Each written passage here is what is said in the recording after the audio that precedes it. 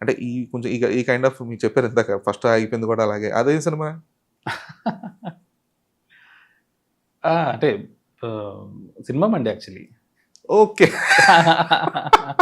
Yeah! ఊర్లో వాళ్ళందరూ కలిసి సినిమా యాహ్! చూస్తారు. 19లో సినిమా పూజ ఫినిష్ అయిపోయింది. హ్మ్. నేను రెక్కి అవన్నీ చేస్తా ఉన్నాను. కోవిడొచ్చింది. కోవిడొచ్చిన తర్వాత కొంచెం వెయిట్ చేస్తున్నాననమాట. వెయిట్ చేస్తున్న తర్వాత నేను అప్పటికే ఆ డెమో చేసి పెట్టుకున్నాను. ఇది ఆ ప్రీవియస్ హ్మ్. హ్మ్. స్క్రిప్ట్‌కి హ్మ్. సంబంధించి. దట్ వాస్ సో, దాని తర్వాత గ్రాడ్యువల్లీ నాకు ఈ సినిమా గురించి తెలిసింది. దాని తర్వాత చేయలేదంతే. ఓకే. యాహ్! సో, ఆ ప్రవీణ్ బండి వల్ల మీ బండి స్లో అయింది.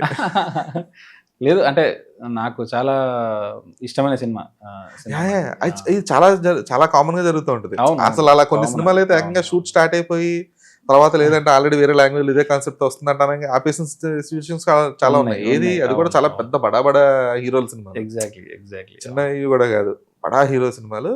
లేదు వేరే లాంగ్వేజ్‌లో ఇదే ఫార్మాట్‌లో ఇదే థీమ్‌తో సినిమా వస్తుందంట అంటే అవును. మొత్తం స్టోరీ అంతా అసల స్క్రాప్ చేసిన సందర్భాలు చాలా ఉన్నాయి. ఉన్నాయి. అవునవును. So, it happens. సో, ఆ ప్రాసెస్‌లో నాకు ప్రవీణ్ గూడా చాలా మంచి ఫ్రెండ్ అయ్యాడు. హ్మ్.